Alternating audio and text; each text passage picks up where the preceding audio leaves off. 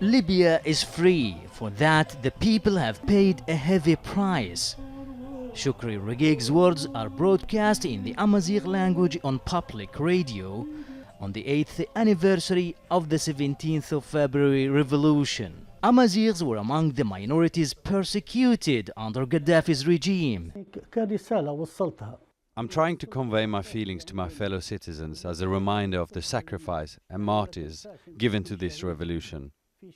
It's also a warning against foreign intervention, which has contributed to the current division in the country.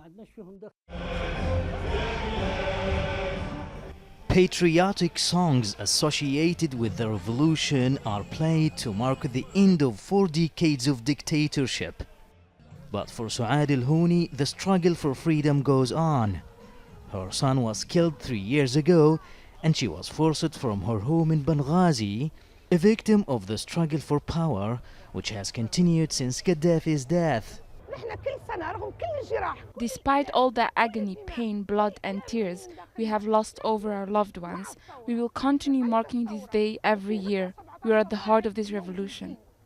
We're in the main square in the capital, Tripoli, where people have come out to celebrate and mark the anniversary. Despite years of conflict and divisions, many Libyans here tell us they're hopeful for a peaceful future. But there is a new trend these days. Some of those who rose up against Muammar Gaddafi 8 years ago are now opposing the warlord Khalifa Haftar. No military rule, farewell to tyranny, they chant.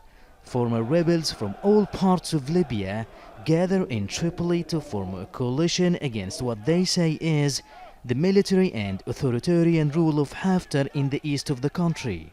Their aim is to prevent Haftar's forces moving any further west. Haftar's forces have gained more territories during the last year and recently in the south of the country. We are worried that through Haftar, foreign powers can abuse Libya's resources in the south. Haftar is supported by Egypt, the United Arab Emirates, France and Russia.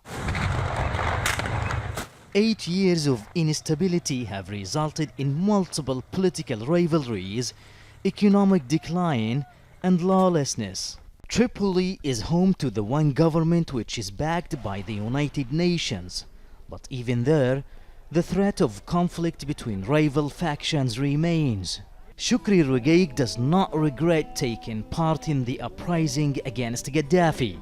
That does not stop him lamenting a former, more peaceful time. Mahmoud Abdelwahed, Al Jazeera, Tripoli.